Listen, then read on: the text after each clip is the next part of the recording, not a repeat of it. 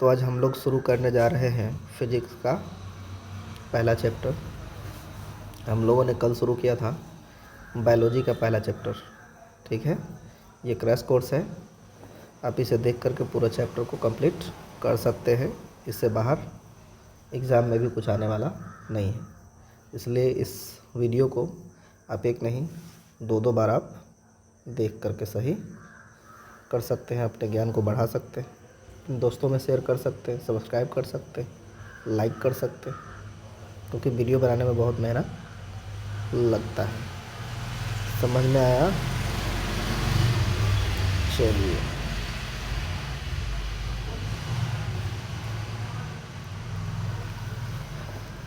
तो सबसे पहले हम लोग जानते हैं कि फिजिक्स क्या है। थिकनेस कम कर लेते हैं, और भी थिकनेस कम करना पड़ेगा। चलिए, लेट्स गो। तो भौतिकी क्या है? यह प्रकृति एवं प्रकृति में घटने वाली घटनाओं का अध्ययन कराता है। कभी करता है? यह प्रकृति एवं प्रकृति में घटने वाली घटनाओं का अध्ययन कराता है। यानी आपके आसपास जितनी भी घटनाएं हो रही है उसकी जानकारी आपको कौन देगा? फिजिक्स देगा, भौतिकी देगा। जैसे आप चल रहे हैं, एकाएक गिर गए, अब फिजिक्स आपको बताएगा कि आप गिरे तो गिरने के पीछे का कारण क्या था। बात समझ आ गया? आप पृथ्वी पर चल रहे हैं तो कौन सा कारण है, कौन सा कारक है जो आपको पृथ्वी पर चलने में मदद कर रहा है? समझ में आ गया? आप फेयर लवली लगा रहे हैं तो वो सूख क्यों जा रहा है, ये आपको फिजिक्स बताएगा। बात समझ आ गया? आप क्रिकेट खेल रहे हैं तो बॉल हवा में क्यों उड़ने लगता है, कौन सा बल लगाया, कहाँ पे लगा, वो कितने वेग से जा रहा है। बात समझ आ रहा है? पृथ्वी सूर्य का परिक्रमा कर रहा है तो कितने वेग से कर रहा है। बात समझ आया? क्यों कर रहा है। यानी जितनी भी घटनाएं हो रही है उस घटना की जानकारी कौन देगा? फिजिक्स ही देगा। अब समझ में आ गया? जैसे ऊर्जा, समझ में आ गया? जैसे प्रकाश, जैसे गति। अब कोई वस्तु गति कर रहा है तो गति करने के पीछे का कारण क्या है, इसी दिशा में गति क्यों कर रहा है, कौन सा बल उस पर काम कर रहा है। समझ में आ गया? कितना बल लग रहा है, और सुना है उसका मात्रा कितना है। तो सारी जानकारी आपको कौन देगा? फिजिक्स देगा। कोई वस्तु अगर गर्म है तो कितना गर्म है, ठंडा है तो कितना ठंडा है, ठंडा होने के पीछे का कारण क्या है, गर्म होने के पीछे का कारण क्या है। बात समझ आ गया? ये सारी जानकारी आपको कौन देगा? तो फिजिक्स देगा, यानी भौतिकी देगा। इंग्लिश में भी इसका डेफिनेशन हम लोग जान लेते हैं। ठीक है, इंग्लिश में इसका डेफिनेशन हम लोग जान लेते हैं। फिजिक्स क्या है? तो इट इज़ द ब्रांच, यह एक शाखा है कथी का? साइंस का। It is the branch of science which deals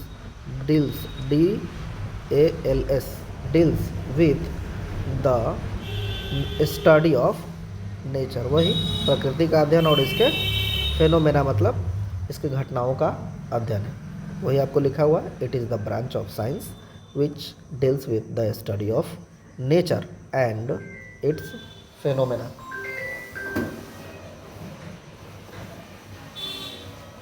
ठीक है, आगे हम लोग देखते हैं प्रकाश। तो चलिए हम लोग देखते हैं प्रकाश क्या है। सबसे पहला क्वेश्चन यह है, प्रकाश की घटनाओं का अध्ययन करने जा रहे हैं तो सबसे पहले यह तो जान लें कि प्रकाश है क्या। तो प्रकाश क्या है? एक प्रकार का ऊर्जा है, या ऊर्जा का एक रूप है जो क्या करता है, जो हमें कभी करता है, किसी वस्तु को देखने योग्य क्षमता प्रदान करता है, या देखने योग्य बनाता है। यह क्यों बोलते हैं? क्योंकि अंधेरा में जाइए, आपको कुछ नज़र नहीं आएगा। समझ में आएगा? अंधेरा में क्यों नज़र नहीं आता है? क्योंकि वहाँ पर यही ऊर्जा नहीं है। कौन सा ऊर्जा नहीं है? प्रकाश ऊर्जा नहीं है, इसीलिए हम लोग को अंधेरे में दिखाई नहीं देता। तो हम लोग इसका डेफिनेशन दे सकते हैं कि प्रकाश एक ऐसी ऊर्जा है जो हमें किसी वस्तु को देखने योग्य बनाता है। ध्यान देंगे सही से, प्रकाश एक ऐसी ऊर्जा है जो हमें किसी वस्तु को देखने योग्य क्षमता प्रदान करता है या देखने योग्य बनाता है। बात समझ आ गया? इसके कुछ गुण भी हम लोग देख लेंगे, कौन कौन सा प्रकाश का गुण है। चलिए प्रकाश का गुण हम लोग देख लेते हैं। यह कथी है, विद्युत चुंबकीय तरंग है, इलेक्ट्रोमैग्नेटिक वेव है। समझ गया, यह कथी है, विद्युत चुंबकीय तरंग है। बात समझ आया। और उसके बाद कहता है कि यह निर्वात में, कथी में, निर्वात में भी गमन करता है, यानी गमन मतलब चलना। तो यह निर्वात मतलब जहाँ पे कोई माध्यम नहीं होता है उसको हम लोग निर्वात कहते हैं। तो यह निर्वात में भी गति कर सकता है, लेकिन हम लोग जो बोल रहे हैं वह निर्वात में गति नहीं करता है। समझा गया। आवाज़ या साउंड जो है ना, वह निर्वात में गति नहीं करेगा। इसलिए अंतरिक्ष में जब जाइएगा तो आप बोलिएगा तो सामने वाला को सुनाई नहीं देगा, क्योंकि वहाँ पर माध्यम नहीं है। तो लेकिन प्रकाश क्या करता है, तो निर्वात में भी गति कर लेता है। समझा गया। तो चलिए, ऐसा है कि सभी आदमी समझ गए होंगे। इसके संचरण के लिए वही माध्यम की आवश्यकता नहीं होती है, क्योंकि ये गमन कर सकता है। तो कला संचरण के लिए आवश्यकता होगा उसको चलने के लिए। सूर्य का जो प्रकाश है को पृथ्वी पर पहुंचने में, अगर सूर्य से प्रकाश निकल रहा है तो उसको चल करके पृथ्वी तक आने में कितना सेकेंड लगता है, 8.16 सेकेंड, लगभग 8.25 के आसपास कह सकते हैं। उतना सेकेंड लग जाता है सूर्य से निकलने वाली प्रकाश को पृथ्वी तक पहुंचने में। आइए, प्रकाश की जो चाल है वह हवा या निर्वात में लगभग कितना होता है। अगर हम मीटर प्रति सेकेंड की बात करें तो 3 × 10⁸ मीटर प्रति सेकेंड। और कभी कभी आपको फंसाने के लिए आपको यह किलोमीटर कर देता है। तो याद रखिएगा, जैसे किलोमीटर सेकेंड में आएगा तब पावर 3, क्योंकि 1 किलोमीटर बराबर होता है 1000 मीटर, तो 3 को 0 कम हो जाएगा। तो यहाँ पर 8 पावर है, तो पावर कितना हो गया, 5 हो गया। समझ में आया, कोई बड़ी बात नहीं है, आप समझ सकते हैं इसको आसानी से।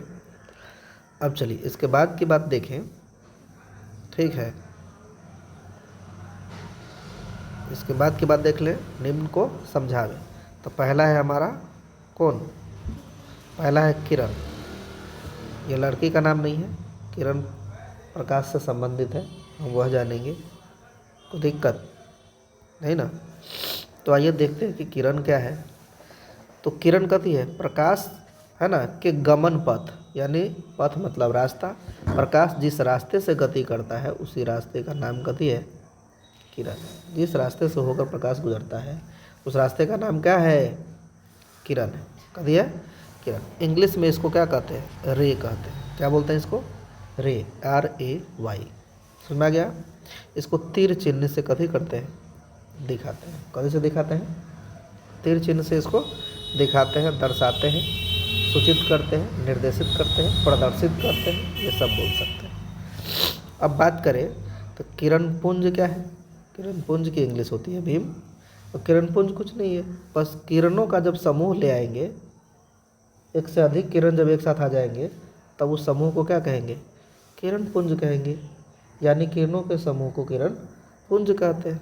अब यहाँ पर किरण एक दूसरे के समांतर है तो समांतर किरण पुंज। यहाँ पर एक बिंदु स्रोत से प्रकाश निकल करके अनेक दिशाओं में जा रहा है। कभी जा रहा है, अनेक दिशाओं में, इधर जा रहा है, इधर जा रहा है, इधर जा रहा है, इधर जा रहा है। तो जब अनेक दिशाओं में जाएगा तब वह अपसारी हो गया। अप मतलब ऊपर की ओर, बाहर की ओर। समझा गया। तो इस किरणों के समूह को कहेंगे अपसारी किरण पुंज। और यहाँ पर अगर देखें तो इसके जस्ट, अपसारी के जस्ट उल्टा है। यहाँ पर अनेक स्रोत से प्रकाश किरण कथी कर रहा है, आ रहा है। अनेक स्रोत से प्रकाश किरण क्या कर रहा है, आ रहा है। तो इसको कथी कहेंगे हम लोग, अभिसारी। एक केंद्र पर आ रहा है इसलिए इसका नाम है अभिसारी किरण पुंज। कोई दिक्कत। अब इसको देख ले डेफिनेशन के रूप में। अब देखिए अगर किसी जगह पर अपसारी किरण पुंज वाला घटना दिखाई दे रहा है तो उसको कहेंगे, उस घटना को कहेंगे अपसरण। अगर अपसारी किरण पुंज वाला घटना कहीं पर दिखाई आपको दे रहा है तो वह घटना क्या कहलाएगा, अपसरण। समझा गया, क्या कहलाएगा, अपसरण। जैसे उत्तर लेंस में जब अनेक दिशाओं से आ रहा होगा, अलग अलग दिशा से, वो एक बिंदु पर फोकस होता है, तो इसलिए उत्तर लेंस को हम लोग कथी कहते हैं, अभिसारी। समझा गया। और अवतल लेंस को कौन लेंस कहते हैं, अपसारी, क्योंकि एक बिंदु से निकलता हुआ अनेक दिशाओं में जाता हुआ नजर आता है। आगे हम लोग चैप्टर में देखेंगे। तो यह अपसारी का घटना देखने को मिलेगा तो उस घटना को कहेंगे अपसरण। अगर अभिसारी किरण पुंज वाला कहीं पर घटना दिखाई देगा तो उसको कहेंगे अभिसरण। कोई दिक्कत नहीं। आइए आगे देखते हैं। प्रकाश के गमन के आधार पर, अगर प्रकाश चल रहा है तो उसके आधार पर पदार्थ को कितने वर्गों में बांटा गया, या कितने प्रकार से होते हैं, कितने प्रकार के होते हैं पदार्थ, किसके आधार पर, प्रकाश के गमन के आधार पर। यानी प्रकाश जब चलेगा तो उसके आधार पर कितने प्रकार के होंगे, कौन, पदार्थ। तो पदार्थ 3 प्रकार के होंगे, पारदर्शी, अपारदर्शी और पारभासी। देखते हैं इसके बारे में हम लोग। चलिए, पारदर्शी का मतलब प्रकाश किरण पूरी तरह से पार कर जाएगा। वह पदार्थ जिससे होकर के प्रकाश पूरी तरह से पार कर जाएगा तो उसको क्या कहेंगे हम लोग, पारदर्शी कहेंगे। जैसे शीशा है, जैसे पानी से भी पार कर जाता है, तब पानी के अंदर भी हम लोगों को साफ पानी हो तब दिखाई देगा। अब कोई पानी के अंदर कोई चीज़ रख दे तब कहे नहीं दिखाई दे रहा है, नहीं समझ में, तो वह वस्तु तो दिखाई दे रहा है ना पानी के अंदर, इट मीन्स कि वह पारदर्शी है। अब अपारदर्शी का मतलब ईंट है, पत्थर है।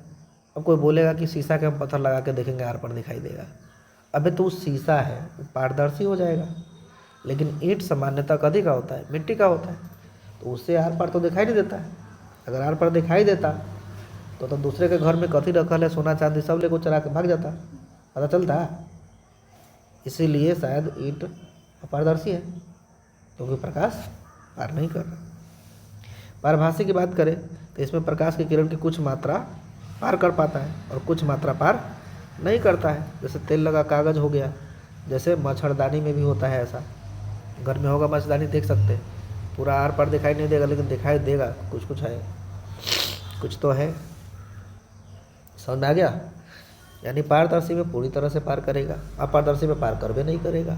पारभासी में कुछ किरण पुंज या कुछ किरण क्या करेगा, पार करेगा, और कुछ पार नहीं करेगा। समझ में आ गया। उदाहरण याद कर लीजिएगा। चलिए आगे देखते हैं। अब अगला क्वेश्चन, माध्यम क्या है। बार बार हम लोग ये पढ़ रहे हैं कि भाई प्रकाश गुजर रहा है, तो जो हो करके प्रकाश गुजरेगा उसको क्या कहेंगे हम लोग, जिससे होकर प्रकाश गुजरेगा उसको क्या कहेंगे, माध्यम कहेंगे। क्या बोलेंगे उसको, माध्यम कहेंगे। अब माध्यम क्या है, जिससे होकर के प्रकाश किरणें गुजरती है, वही लिखा हुआ है। जिससे होकर प्रकाश किरणें गुजर जाएगी वह माध्यम है। जैसे हवा से पूरी तरह से प्रकाश किरणें गुजर जाती है, जैसे शीशा से आर पार, तब तो चश्मा लगा के हीरो हीरोइन बनते हैं आप लोग, है ना। उसके बाद पानी भी है, समझ में आ गया। पानी में क्या है यह देख लेते हैं,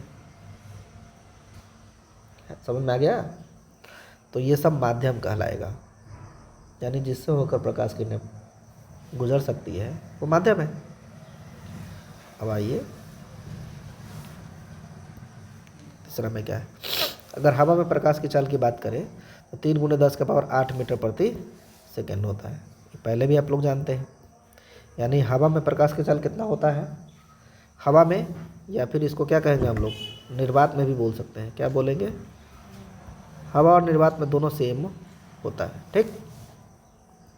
हवा में भी वही माना जाता है और निर्वात में भी वही माना जाता है। अगर शीशा में बात करें तो शीशा में प्रकाश की चाल कितनी होती है, 2.25 × 10⁸ मीटर प्रति सेकेंड, ठीक। अगर बात करें पानी की चाल, पानी में प्रकाश की चाल, तो ये हो जाएगा 2.5 × 10⁸ मीटर प्रति सेकेंड। यानी सबसे ज़्यादा चाल कथी में है, हवा में, फिर उसके बाद पानी में, फिर उसके बाद शीशा में। यहाँ पर 2.25 है, यहाँ पर 2.5 है, यहाँ पर 3 गुना है, बाकी तो सेम है। समझ में आ गया। अब आपका चैप्टर में आता है दर्पण क्या है, जो एग्ज़ाम में पूछा जाता है कि दर्पण क्या है, दर्पण कितने प्रकार के होते हैं, ऐसा क्वेश्चन आपसे पूछ देगा।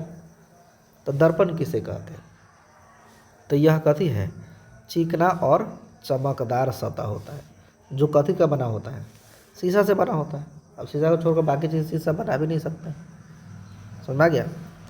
होता है, इससे परावर्तन की घटना होती है। अगर परावर्तन की घटना नहीं होगा तो आपका फोटो कैसे दिखाई देगा, आए तो फिर अभी लगवे नहीं करेगा, कहाँ पे ज़्यादा लग गया कहाँ पे कम लग गया पता चलेगा।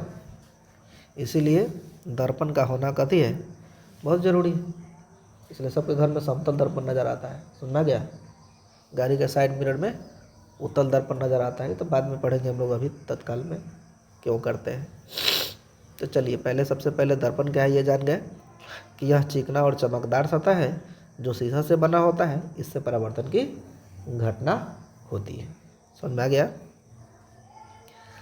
अब दर्पण कितने प्रकार के होते हैं? दर्पण 3 प्रकार के होते हैं। कितने प्रकार के होते हैं? 3 प्रकार के होते हैं। आइए देखते हैं 3 प्रकार कौन कौन से हैं दर्पण के।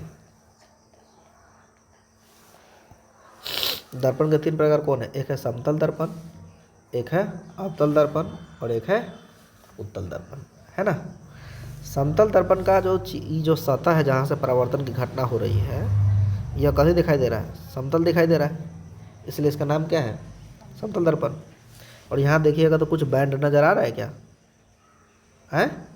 यह धंसा हुआ भाग से परावर्तन होगा। कौन भाग से परावर्तन होगा? कौन भाग से? धंसे हुए भाग से। तो जब परावर्तन की घटना धंसे हुए भाग से हो तो उसको अवतल दर्पण कहेंगे, और जहाँ परावर्तन की घटना कभी से हो? उभरे हुए भाग से हो, उभरा हुआ भाग है ना, तो इसको हम लोग क्या कहेंगे? उत्तल दर्पण। सुनना गया। समतल दर्पण क्या है? तो यह दर्पण जिसका परावर्तक सतह क्या होता है? समतल होता है। अभी आपको समझाया गया, रटने की आवश्यकता नहीं है, आराम से समझिए, सब आपको याद आ जाएगा, नहीं हो ही जाएगा। एक बार में याद नहीं होता है तो आप 2 बार देख सकते हैं, 2 बार में याद नहीं, तीसरा बार में 100% याद हो जाएगा। पेशेंस रखिए, आराम से पढ़िए, यहाँ से कुछ एक्स्ट्रा आएगा नहीं, लेकिन वीडियो बनाने में मेहनत लगता है। आप लोगों से अनुरोध है, आग्रह है, विनती है कि वीडियो को शेयर भी करें, सब्सक्राइब भी करें और कमेंट भी करें।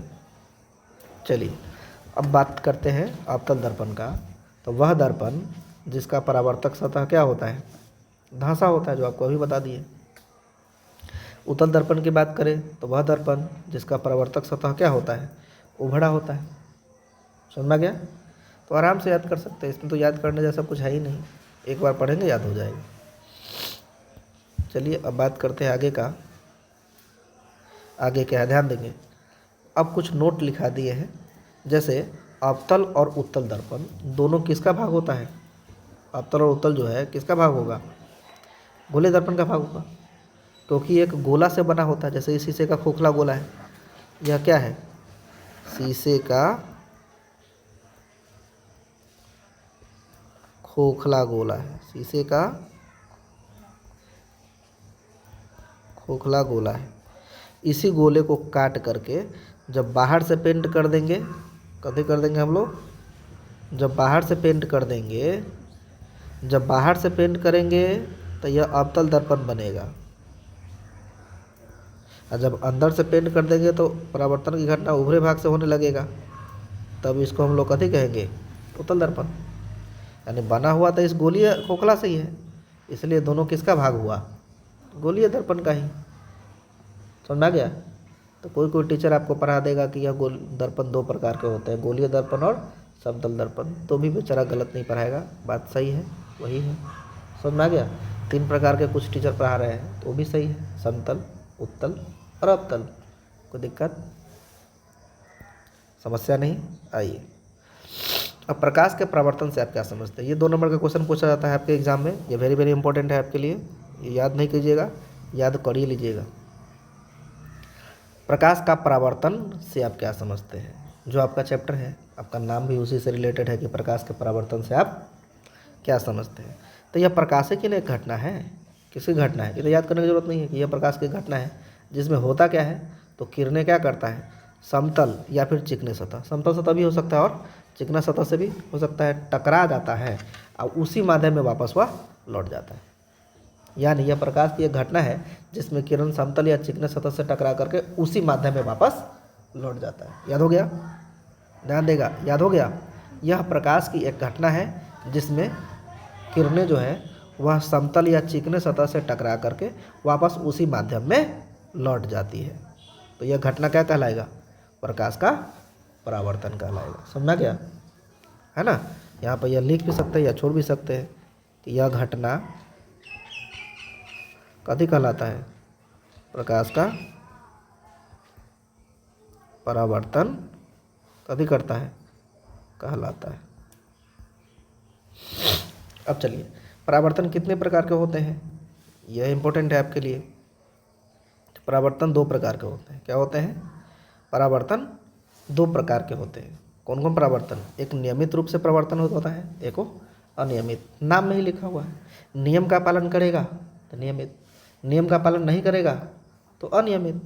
यानी परावर्तन के निश्चित नियम का पालन करता है तो उसको नियमित परावर्तन कहते हैं। अब परावर्तन के निश्चित नियम का पालन नहीं करता है तो उसको क्या कहेंगे हम लोग? अनियमित परावर्तन कहेंगे। जैसे समतल और चिकने सतह से क्या होता है? समतल और चिकने सतह से क्या होता है? नियमित परावर्तन। और जो उभरा हुआ भाग रहेगा, ठीक है, उबड़ खाबड़ रहेगा, रूखरा रहेगा, उससे परावर्तन की घटना कैसी होगी? अनियमित। समझ में आ गया? आइए आगे देख लेते हैं क्या है। समतल दर्पण में निम्न पदों को समझावे। अब समतल दर्पण में कुछ इंपॉर्टेंट पद हैं, उनके बारे में जान लेते हैं। एक है परावर्तक सतह, फिर उसके बाद है आपतित किरण, फिर उसके बाद है परावर्तित किरण, फिर उसके बाद है आपतन बिंदु, फिर उसके बाद है अभिलंब, फिर उसके बाद है आपतन कोण, फिर उसके बाद है परावर्तन कोण। एक ही स्लाइस में हम आपको समझा दे रहे हैं, उसका डेफिनेशन आप लोग खुद भी बना सकते हैं, ये कोई बड़ी प्रॉब्लम नहीं है। आइए यह ध्यान देंगे ध्यान से। यह क्या है? यह मान लेते हैं कि यह समतल दर्पण है। यह क्या है? समतल दर्पण है। अब देखिए, परावर्तन की घटना, परावर्तन की घटना जिस सतह से होगा उसको क्या कहेंगे हम लोग? परावर्तक सतह कहेंगे। यानी यह पूरा सतह जो है यहाँ से लेके यहाँ तक, यह सतह क्या है? इसी से परावर्तन की घटना हो रही है, तो ये पूरा सतह क्या कहलाएगा? परावर्तक सतह। इस परावर्तक सतह पर आने वाली जो किरण यह दिखाई दे रहा है, यह आपतित कथी है? आपतित किरण है। और ये परावर्तक सतह से वापस जाने वाली जो किरण है, यह क्या है? परावर्तित किरण है। जिस बिंदु पर, परावर्तक सतह के जिस बिंदु पर आपतित किरण टकराती है, इस बिंदु का नाम है आपतन बिंदु। आपतन बिंदु पर यह जो लंब डाला गया है, यह क्या कहलाता है?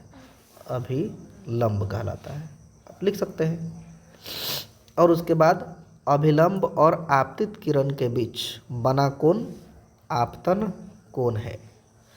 अभिलंब और परावर्तित किरण के बीच बना कोण परावर्तन कोण है। परावर्तन कोण को दिखाते हैं R से, आपतन कोण को दिखाते हैं I से। समझ में आ गया?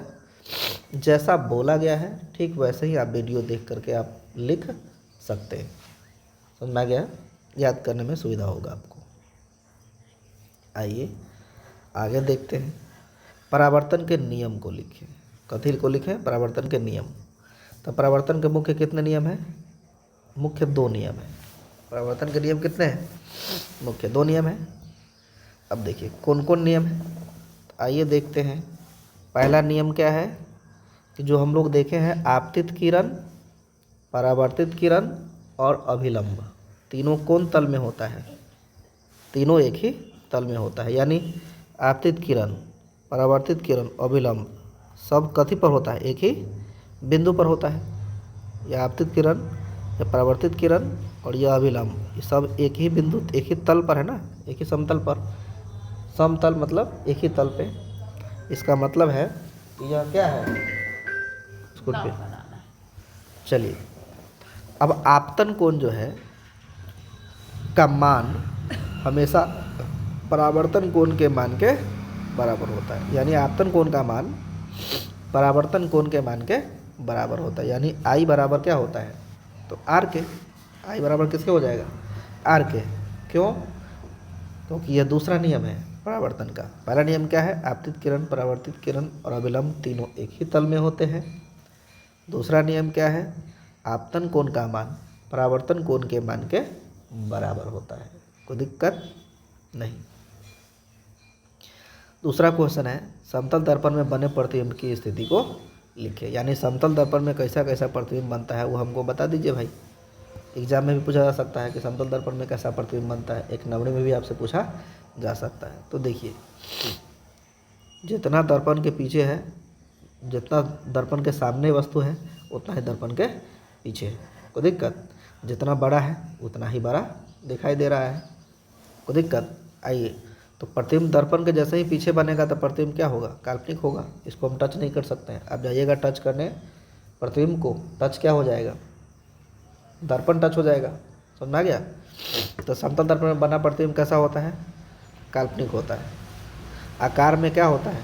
बराबर होता है। तो समतल दर्पण में बात करें प्रतिबिंब का आकार कैसा होता है? तो बराबर होता है। दर्पण से दूरी के बराबर दूरी पीछे प्रतिबिंब बनता है। दर्पण से दूरी के बराबर, यानी जितना दूरी सामने उतना ही दूरी पीछे, मतलब बराबर दूरी पर बनेगा पीछे।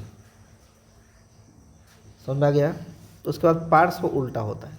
पार्श्व उल्टा का मतलब होता है कि आपका लेफ्ट है तो ये आपको दर्पण में क्या दिखाई देगा? राइट दिखाई देगा। बात समझ में आ गया? यानी लेफ्ट का सिर्फ राइट होगा, ऊपर का नीचे नहीं होगा, इसलिए इसको पार्श्व उल्टा कहते हैं। पार्श्व उल्टा का मतलब लेफ्ट राइट, राइट लेफ्ट। आप अपना बायां हाथ हिलाइए, दर्पण अपना दायां हाथ हिलाएगा। आप अपना दायां हाथ हिलाइए, दर्पण अपना बायां हाथ हिलाएगा। कोई दिक्कत? और जैसे ही काल्पनिक है तब पर्दा पर उतारा नहीं जा सकता, यानी पर्दे पर आप नहीं उतार सकते हैं प्रतिबिंब को, पर्दे पर नहीं उतारा जा सकता है। क्यों? क्योंकि यह काल्पनिक है। आगे बात करते हैं, अवतल एवं उत्तल दर्पण में निम्न पदों को समझावे। यहाँ पर थोड़ा सा दिमाग सही से रखिएगा, है कुछ नहीं, लेकिन आपको इसमें सारा कुछ दर्शा दिया गया है। अब देखिए, अवतल और उत्तल दोनों, यहाँ गोलीय दर्पण मैंने बना दिया है और एक तरफ बाहर से पेंट कर दिया, अंदर से परावर्तन, यानी यह अवतल दर्पण हो गया। ठीक है? और यहाँ पर मैंने अंदर से पेंट कर दिया, बाहर से परावर्तन होगा, तो यह कौन सा दर्पण हो गया? उत्तल दर्पण हो गया। देखिए, दर्पण के बीचों बीच स्थित बिंदु जो है वह क्या कहलाएगा? ध्रुव कहलाएगा। और जिस गोलीय दर्पण से यह बना होता है उसका जो केंद्र है, यह वक्रता केंद्र है। इसको कौन से दिखाएंगे? सी से दिखाते हैं। कोई दिक्कत? अब यह वक्रता केंद्र और ध्रुव से होकर के गुजरने वाली काल्पनिक रेखा क्या कहलाता है? मुख्य अक्ष कहलाता है। मुख्य अक्ष पर है ना, बीचों बीच स्थित बिंदु, किसके बीचों बीच? वक्रता केंद्र और ध्रुव के बीचों बीच स्थित बिंदु को क्या कहेंगे हम लोग? फोकस बिंदु कहेंगे। फोकस बिंदु और ध्रुव के बीच की दूरी को फोकस क्या कहेंगे? दूरी कहेंगे। और ध्रुव और वक्रता केंद्र के बीच की दूरी को क्या कहेंगे? वक्रता त्रिज्या कहेंगे। सिंपल सी बात है। कोई दिक्कत? अब यही चीज़ आपको यहाँ दर्शा दिया गया है आगे की ओर। इसका डेफिनेशन नीचे लिख दिया गया है।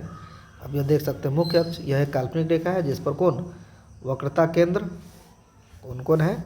वक्रता केंद्र, फोकस बिंदु और ध्रुव, है ना, उपस्थित रहता है।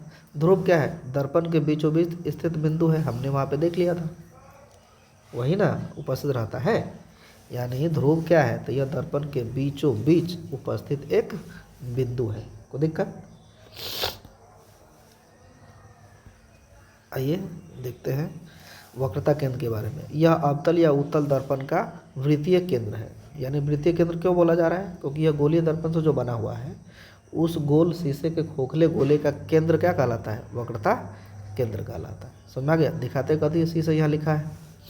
फोकस बिंदु क्या है? तो मुख्य अक्ष का वह बिंदु जो पी और सी के बीच, पी और सी के बीच मतलब ध्रुव और वक्रता केंद्र के बीच उपस्थित रहता है, उसी को क्या कहते हैं? फोकस बिंदु। फोकस दूरी तो आसान है ना भाई? ध्रुव और फोकस बिंदु के बीच की दूरी को क्या कहेंगे? फोकस दूरी कहेंगे। वक्रता त्रिज्या किसे कहेंगे? वक्रता त्रिज्या किसे कहेंगे? वक्रता त्रिज्या कहेंगे ध्रुव और वक्रता केंद्र के बीच की कथी को? दूरी को।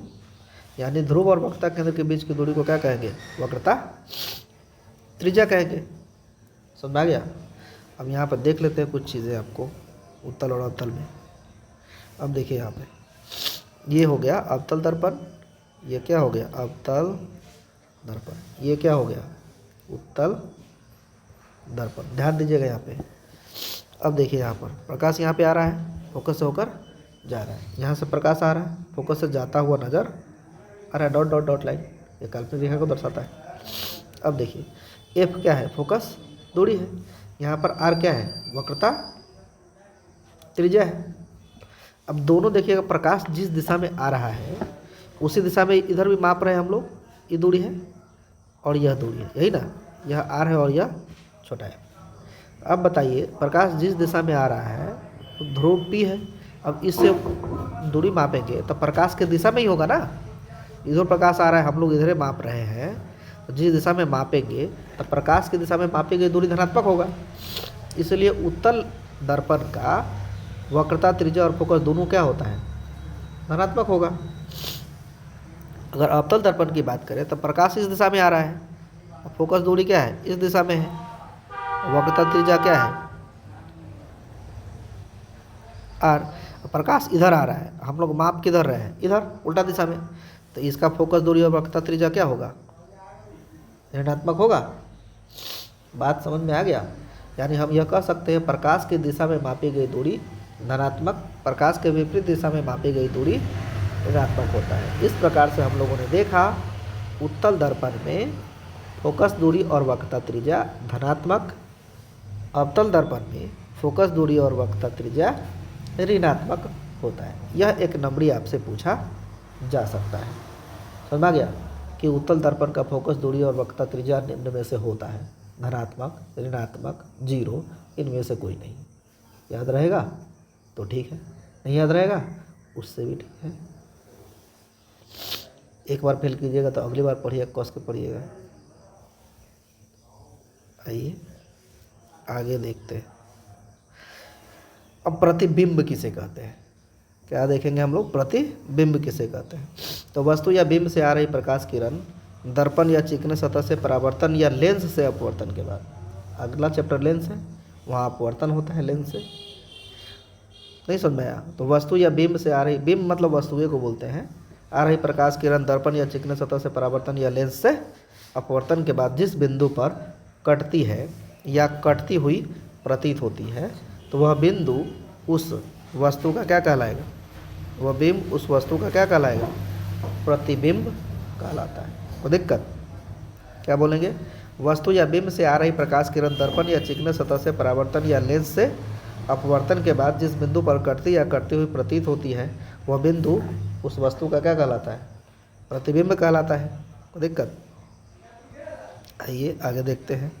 वस्तु का प्रतिबिंब कहलाता है, बोल चुके हैं हम लोग। प्रतिबिंब कितने प्रकार के होते हैं, दो प्रकार के होते हैं। पहला क्या है, पहला है वास्तविक प्रतिबिंब और दूसरा क्या है, काल्पनिक प्रतिबिंब। वास्तविक प्रतिबिंब किसे कहते हैं सो देखिए, और काल्पनिक प्रतिबिंब किसे कहते हैं वह देखिए। वास्तविक प्रतिबिंब में क्या होता है, उसको पर्दे पर उतारा जा सकता है, यह उल्टा होता है और यह दर्पण के कथी बनता है, सामने होता है। यानी वास्तविक प्रतिबिंब का मैंने गुण भी लिखा दिया, पर्दे पर उतार सकते हैं, उल्टा होता है और ये दर्पण के सामने बनता है। कोई दिक्कत। काल्पनिक की बात करें तो पर्दे पर नहीं उतार सकते हैं, सीधा होता है और यह दर्पण के पीछे बनता है। कोई दिक्कत। अब दोनों में अंतर की बात करें, तो यह दर्पण के सामने बनता है वास्तविक में, काल्पनिक में दर्पण के पीछे बनता है, वास्तविक में उल्टा बनता है, काल्पनिक में सीधा बनता है। आइए, पर्दे पर उतारा वास्तविक प्रतिबिंब को पर्दे पर उतारा जा सकता है और काल्पनिक प्रतिबिंब पर पर्दे पर उतारा नहीं जा सकता है। वास्तविक प्रतिबिंब बड़ा भी हो सकता है और छोटा भी हो सकता है, लेकिन काल्पनिक प्रतिबिंब हमेशा क्या होगा, तो छोटा ही होएगा। समझा गया, जो ऊपर लिखा हुआ मैंने लिख दिया, कोई बड़ी बात नहीं है। आइए, कुछ इम्पोर्टेंट चीज़ मैं लिखा रहा हूँ जो आपके लिए हो सकता है इम्पोर्टेंट हो एग्ज़ाम के लिए, एक नंबरी के लिए। समतल दर्पण का परिधि क्या होता है, समतल दर्पण का परिधि की बात करें, अगर पूरे समतल है नहीं समझ में आया, तो इसका गोला अगर बनाएंगे तो बहुत विशाल बनेगा, बहुत बड़ा बनेगा, काफ़ी बड़ा बनेगा। यानी क्या हो जाएगा, यह अनंत हो जाएगा। अगर ये समतल है, इसका गोला करने जाएंगे तो ये पृथ्वी से भी बहुत बड़ा बन जाएगा। तो इसका अतः उसका वक्रता केंद्र, कथी वक्रता केंद्र भी क्या होगा, अनंत होगा। आपसे कोई पूछे कि समतल दर्पण का वक्रता केंद्र बताइए तो कहाँ पर होता है, तो हम लोग क्या बोलेंगे, अनंत पर होता है। क्यों होता है, तो यह बोलेंगे कि जब यह समतल है तो इसको गोला बनाएंगे तो यह गोला क्या बनेगा, अनंत बनेगा। समझा गया। जब अनंत बनेगा तो उसका वक्रता केंद्र भी कथी पर होगा, अनंत पर ही होगा। समझा गया। एक ये इम्पोर्टेंट है आपके लिए बहुत ज़्यादा कि समतल दर्पण में लंबवत, समतल दर्पण में लंबवत का मतलब अगर यह ऐसे आएगा प्रकाश तो इसी रास्ते से कथी हो जाएगा, ये वापस भी जाएगा, कोई दिक्कत। यानी समतल दर्पण में लंबवत आने वाली प्रकाश किरण अपने ही रास्ते पर कहाँ चला जाता है, तो वापस लौट जाता है। लंबवत मतलब 90 डिग्री। समझ गया। ये आपको पूछता भी है। हम बात करते हैं कथी का, अवतल दर्पण में बने प्रतिबिंब का जो 6 गो स्थिति है जान लेते हैं। अगर मान लेते हैं कि अनंत पर वस्तु रखा गया है, कहाँ पर रखा गया है, वस्तु कहाँ पर है, अनंत पर। तो अनंत पर रखी गई वस्तु का प्रतिबिंब कहाँ पर बनेगा, फोकस पर। बनेगा कैसा है ना, प्रतिबिंब फोकस बिंदु पर बनता है, काफ़ी छोटा यानी बिंदुवत होता है, यानी बहुत छोटा होता है। सूर्य का अगर देखेंगे जब प्रतिबिंब बनेगा ना तो बिंदुवत होगा, मतलब छोटा होगा अपेक्षाकृत बहुत ज़्यादा, इसलिए बिंदुवत कहा जाता है। सामने बन रहा है तो वास्तविक होगा, वास्तविक होगा तो पर्दे पर उतार सकते हैं, और सामने बन रहा है तो क्या होगा, यह उल्टा होगा, कोई दिक्कत। तो अनंत पर जो वस्तु रखा जाएगा उसका प्रतिबिंब कहाँ पे बनेगा, फोकस पर। इसी के बाद में आपको उल्टा बता दिया जाएगा कि फोकस पर रखेंगे तो कहाँ पे बनेगा, अनंत पर, कोई दिक्कत। स्थिति 1 देख लिए। दूसरा क्या है, अनंत पर रखे थे तो अनंत और किसके बीच रखेंगे, फोकस। अनंत पर तो रख दिए, अब कहाँ पे रखेंगे, अनंत पर रख दिए थे, अब अनंत और किसके बीच, इधर अनंत है इधर वक्रता के अंदर, इसके बीच में रखेंगे। तो जैसे ही बीच में रखेंगे तो प्रतिबिंब कहाँ पे बनेगा, प्रतिबिंब याद रखिएगा एक तरफ इधर खसकेगा, वस्तु अगर इधर खसकेगा तो प्रतिबिंब उधर खसकेगा, उल्टा डायरेक्शन में। फोकस पर बना था तो फोकस और सी के बीच में बना, और कैसे फोकस वही लिखा हुआ है कि एफ और सी के बीच बनता है। क्या बनता है, छोटा बनता है। सामने है तो वास्तविक, वास्तविक है तो पर्दे पर उतारा जा सकता है। नीचे की तरफ बन रहा है तो उल्टा बन रहा है ना। ये जो लाइन जा रहा है इसके नीचे की ओर बन रहा है, ठीक, यानी कि क्या है, यह उल्टा है। अब स्थिति देखते हैं तीसरा। स्थिति तीसरा में क्या कहता है कि जब वस्तु कथी पर हो, सी पर हो। तो जब वस्तु सी पर होगा, कथी पर होगा,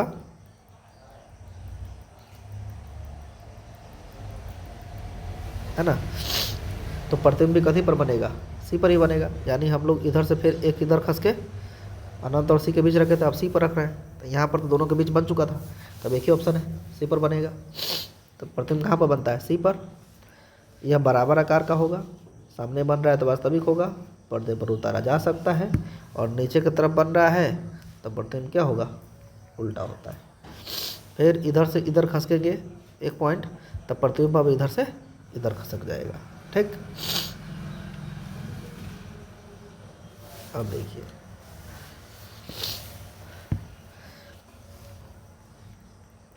चौथी स्थिति क्या है, जब वस्तु कहाँ पर हो, जब वस्तु है ना सी और एफ के बीच, सी और एफ के बीच हो, तब प्रतिबिंब कहाँ बनेगा, सी और अनंत के बीच बना। अब देखिए वस्तु छोटा लग रहा है, प्रतिबिंब बड़ा लग रहा है, तो प्रतिबिंब क्या हो गया, बड़ा। वास्तविक है तो उतारा जा सकता है, समझ आ गया। उसके बाद उल्टा है, नीचे की तरफ बन रहा है तो उल्टा ही होगा, कोई दिक्कत। आइए इसके बाद देखते हैं 9 नंबर में क्या है। 5वां स्थिति क्या है, प्रतिबिंब कहाँ पर बन रहा है। आपको ने पहले बताए थे कि अनंत पर है तो फोकस बिंदु पर बनेगा। अब फोकस बिंदु पर वस्तु को रखेंगे तो अनंत पर बनेगा। यह क्या है, अनंत ही तो है इधर। तो प्रतिबिंब कहाँ पर बन रहा है, अनंत पर। क्या बन रहा है, वस्तु की अपेक्षा काफ़ी बड़ा बन रहा है। सामने है तो वास्तविक है तो पर्दे पर उतार सकते हैं, नीचे की तरफ बन रहा है तो उल्टा बनेगा, एकदम आसान। आइए स्थिति नंबर 6, अब फोकस और ध्रुव के बीच रखें। कहाँ पर रखेंगे? फोकस और ध्रुव के बीच। तो यह सामने नहीं बनेगा क्योंकि इधर आने के बाद यह कटता हुआ दिखाई ही नहीं दे रहा है, इधर आपको दिखाई दे रहा है। समझ में आ गया? बात समझ में आया?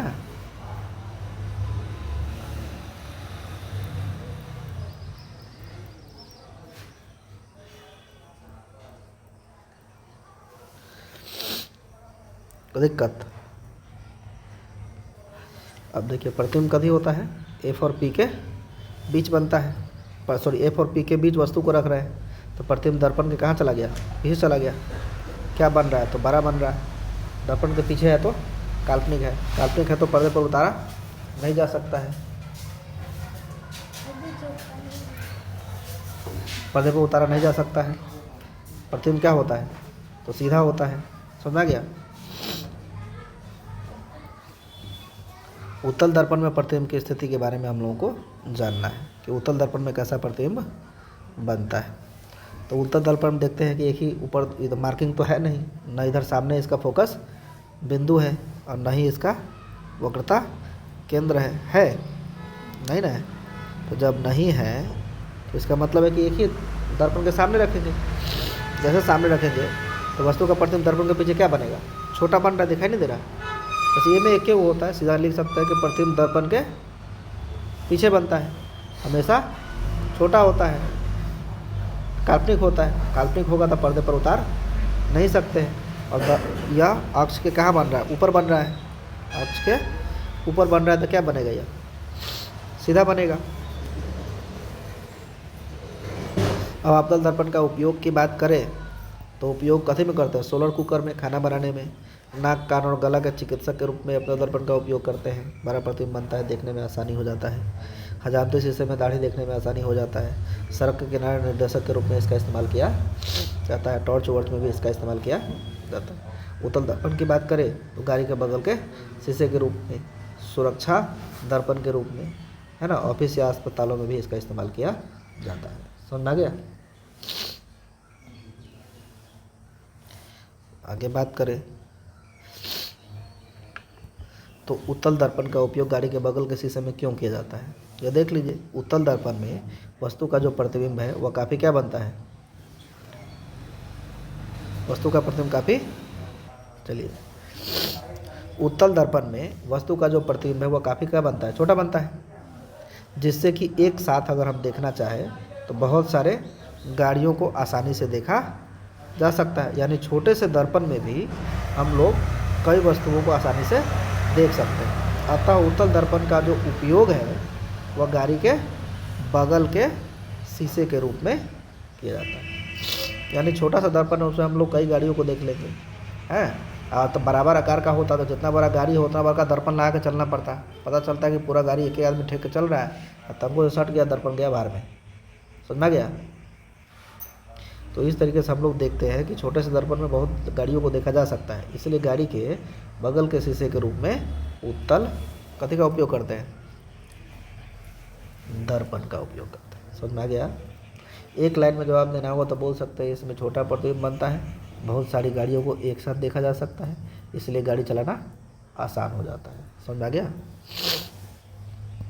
अगर बात करें अवतल दर्पण में सिद्ध करना है, कभी करना है, ध्यान दीजिएगा कि अवतल दर्पण में सिद्ध करना है कि f बराबर r/2 सिद्ध करना है, f बराबर r/2।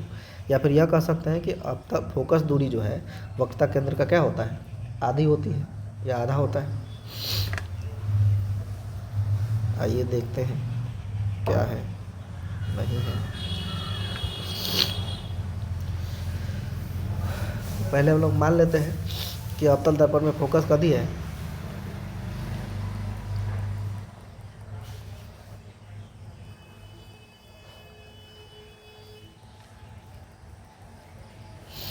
अवतल दर्पण में f बराबर r/2 सिद्ध करने के लिए माना कि m कथी है? अवतल। ये ध्यान से देखिएगा, अवतल दर्पण का यह m मान लिए कि अवतल दर्पण है। अवतल दर्पण जिसका मुख्य अक्ष कथी है? px है। p से लेकर x क्या है? इसका मुख्य अक्ष है। मुख्य अक्ष पर जो है यह कथी है? वक्रता केंद्र। यह क्या है? फोकस बिंदु। ये प्रकाश a से लेकर कहाँ पर आया? b पर आया, और यहाँ से होकर गुजरेगा कहाँ से, यहीं से ना आए। अब बीच से हम लोग इसको क्या कर दिए, हम इसको मिला दिए और यही मिलाया गया चीज़ क्या कहलाया, अभिलंब कहलाया। हम लोग जान गए अभिलंब और आपतित किरण के बीच बना कौन, आपतन कोण, और अभिलंब और परावर्तित किरण के बीच बना कौन, प्रवर्तन कोण। तो दोनों बराबर होगा, तो वही यहाँ पर लिखा गया है। यह क्या है, ए बी सी यानी यह कोण, ए बी सी यानी कौन कौन, यह कौन हो जाएगा, यह कथी है, यह बराबर है सी बी एफ या बी सी एफ, वही बात है, बी सी एफ बराबर हो जाएगा, क्योंकि ये दोनों बराबर है ना, यानी यह कोण बराबर है और यह समानांतर है इसके। तो हम लोग एकांतर कोण से जानते हैं कि ई कोण के बराबर हो जाएगा। तो ई कोण बराबर हो गया त्रिभुज में, ये त्रिभुज बन रहा है बी एफ सी बन रहा है। इसमें जब दो कोण बराबर हो गया तो ई भुजा क्या हो जाएगा, बराबर हो जाएगा। कोण के सामने वाला भुजा क्या होता है, बराबर होता है। ई कोण के सामने वाला ई भुजा, ई कोण के सामने वाला ई भुजा बराबर हो जाएगा ना। तो यह भुजा और यह भुजा क्या हो गया, बराबर। अतः दो कोण कथी है, त्रिभुज बी सी एफ का समान है। बी सी एफ का दो कोण क्या है, समान है। तो दो भुजा भी क्या होगा, किसी भी त्रिभुज का दो भुजा बराबर होता है, दो कोण बराबर होता है, तो दो भुजा भी क्या होगा, बराबर होगा। तो दो भुजा बराबर हो गया। आइए देखते हैं।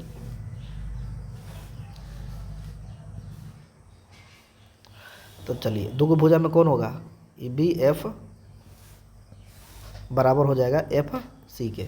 अब एक चीज़ मान लेना है कि बी जो है ये ना, अगर दर्पण है तो बी यहाँ पर है ना, यहाँ पे पी है, तो ई जो है टूट कर कहाँ चला आया, यहाँ पे चला आया। कहाँ पे चला आया, यहाँ पे काफ़ी नज़दीक हो गया। तो यहाँ पर बी आ गया, तो बी और पी तो दोनों समाने हो गए लगभग। तो जितना बड़ा बी एफ है इसको हम लोग कथी मान लेते हैं कि भाई दोनों बराबरी हो गया। तो बी एफ को हटा के क्या लिख दिए, पी एफ लिख दिए। और एफ सी को यहाँ से लेकर के दर्पण में, यहाँ से लेकर यहाँ तक क्या था, पी था, यहाँ से लेकर सी था, यहाँ क्या था, एफ था। तो एफ सी को ई जो है इसको हम लोग क्या ले सकते हैं, इतना में से इतना काट के हटा सकते हैं। इसको अगर लिखना है तो पूरा में से इतना काट के हटा देंगे तो ये नहीं बचेगा। तो ये पूरा क्या है, पी सी है, इसमें से काट के हटाना है कथी, पी एफ काट के हटा दिए, निकल गया। अब देखिए पी सी को एक तरफ और पी एफ को इधर खींच लिए, एगो पी एफ दो पी एफ क्या है, फोकस से दूरी ना है, पी सी क्या है, वक्त त्रिज्या ना है। तो मान रख दिए एफ और आर के, ये दो कथी में चला गया, भाग में, यानी एफ बराबर आर बाई 2 प्रूफ हो गया। एक बार नहीं, रिवाइंड करके आप देख लीजिएगा। ये क्वेश्चन आने का चांसेस बहुत ज़्यादा है आपके एग्ज़ाम के लिए, इसलिए इसको एक बार प्रूफ नहीं, 1 से 2 बार प्रूफ कर लीजिएगा, ये आपको आ जाएगा। अब वही क्वेश्चन आपको है कि उत्तल दर्पण में सिद्ध करना है कि फोकस दूरी वक्रता त्रिज्या का क्या होता है, आधा होता है। इसमें भी सेम टू सेम वही चीज़ है। इसमें भी मान लीजिए वही चीज़ माना कि एम है कोई उत्तल दर्पण जिसका मुख्य अक्ष एक्स एक्स डैश है, क्योंकि यहाँ पी से अंदर में जाता है इसलिए एक्स एक्स डैश माना गया है। फोकस बिंदु इसका भी एफ होगा, वक्ता के अंदर इसका भी सी होगा, एक्स एक्स डैश इसका समांतर होता है ए बी के, है ना। यानी ए बी डैश के समांतर है कथी, x x dash, a b, a से लेके बी डैश है ना, ये समांतर है कथी के, एक्सेस डैश के, कोई दिक्कत। अब यहाँ पर देखिए एगो यह आ रहा है और इन्हें से यह जा रहा है ना, और एक यह आ रहा है, यही ना। एक बार बताइए, ई रेखा काट रहा है, तो जो कोण यह होगा वही कोण यह होगा। जो कोण ई आ रहा है एना, ई जा रहा है एना, ई जो कोण होगा वही कोण ये होगा। जो कोण ई एना जा रहा है, ये एना काट रहा है, तो जो कोण यह होगा वही कोण यह होगा। यानी यह आई तो यह आई, यह आर तो यह, फिर वही बात है परावर्तन के नियम से आपतन कोण का मान परावर्तन कोण के बराबर होता है। ये दोनों समांतर है तो अंतः एकांतर समांतर होगा, ये आई है तो ये भी। फिर त्रिभुज मिल गया है, वो त्रिभुज में दो कोण बराबर है तो दो भुजा बराबर होगा, हो गया। सेम टू सेम वही चीज़ आपको क्या करना है, तो यहाँ भी लिख देना है, कोई दिक्कत। वही लिखा हुआ जो हम लोगों ने वहाँ पे बात किया है वह एंगल के रूप में लिख दिया गया है। नाम लिख दिया गया कि समूह कोण से आमने सामने का कोण बराबर होता है। एकांतर कोण से वो समांतर वाला बात हो गया। और दो कोण फिर बराबर है तो दो भुजा भी क्या होगा, तो दो कोण बराबर है तो भुजवा भी क्या होगा, बराबर है, तो वही सी एफ बराबर हो जाएगा एफ बी के। फिर वही बात है, मान लेंगे कथी बी पी के काफ़ी नज़दीक है। जब नज़दीक है तो है ना, तो हम लोग एफ बी के जगह पर क्या लिखेंगे, पी एफ लिख देंगे। ठीक है, एफ पी चाहे पी एफ दोनों बराबर है। अब यहाँ पर एफ पी हटा कर पी एफ लिख दिए, बात वही, दोनों बराबर है। पी सी ये उल्ट करके उधर जाएगा तो क्या हो जाएगा, दो गो पी एफ हो गया, एगो एगो, दो गो पी एफ बराबर पी सी। तो अब यहाँ पर क्या हो जाएगा, दो गो पी एफ बराबर पी सी की जगह पे आर, दो भाग में गया, कहानी ख़त्म हो गया। आइए उसके बाद देखते हैं क्या है। अब एक है आवर्धन। आवर्धन क्या है वह जान लेते हैं। तो किसी वस्तु का जो प्रतिबिंब का ऊंचाई है वो और वस्तु की ऊंचाई है वो, उस दोनों के अनुपात को क्या कहेंगे, आवर्धन कहेंगे। यानी कोई पूछेगा आवर्धन क्या है, तो किसी वस्तु के प्रतिबिंब की ऊंचाई और वस्तु के ऊंचाई का अनुपात को कथी कहते हैं, तो आवर्धन कहते हैं। इसे कौन से दिखाते हैं, एम से सूचित किया जाता है ना। एच वन क्या है, वस्तु की ऊंचाई नीचे हो गया, एच टू क्या है, प्रतिबिंब की ऊंचाई ऊपर हो गया। पहले जो बोलेगा ऊपर, बाद में जो बोलेगा वो नीचे। पहले प्रतिबिंब बोल रहा है, प्रतिबिंब की ऊंचाई ऊपर, बाद में क्या बोल रहा है, वस्तु की ऊंचाई, वस्तु की ऊंचाई नीचे। और हम लोग बात करेंगे कि आवर्धन क्या है, एक शुद्ध अनुपात है ना। आवर्धन एक शुद्ध अनुपात है, इसलिए कोई मात्रक होगा इसका, कोई मात्रक नहीं होगा, यानी मात्रक विहीन होता है। क्या होता है, कभी कभी किताब में मात्रक कथी लिखा रहेगा, विहीन। क्या लिखा रहेगा, मात्रक विहीन होता है। ठीक है, और एक दर्पण सूत्र है, क्या है, ध्यान दीजिएगा, दर्पण सूत्र है। इसको हम लोग दर्पण सूत्र कहते हैं। 1/f बराबर 1/v प्लस 1/u, जहाँ पर f फोकस दूरी है, u वस्तु दूरी है, v प्रतिबिंब दूरी है। समझा गया, u वस्तु दूरी है, v क्या है, प्रतिबिंब दूरी है, f क्या है, फोकस दूरी है। यानी फोकस दूरी, वस्तु दूरी और प्रतिबिंब दूरी में संबंध क्या है, तो हम लोग कह सकते हैं 1/f बराबर 1/v प्लस 1/u। इसे दर्पण सूत्र भी कहते हैं। क्या कहते हैं इसको, दर्पण सूत्र भी कहते हैं। समझा गया। अगर एग्जाम में बोलेगा दर्पण सूत्र क्या है, तो हम लोग बोलेंगे 1/f बराबर 1/v प्लस 1/u। इस वीडियो को बनाने में बहुत मेहनत लगा है। आप लोग इसको क्या कहते हैं, क्या कर सकते हैं, लाइक और सब्सक्राइब कर सकते हैं।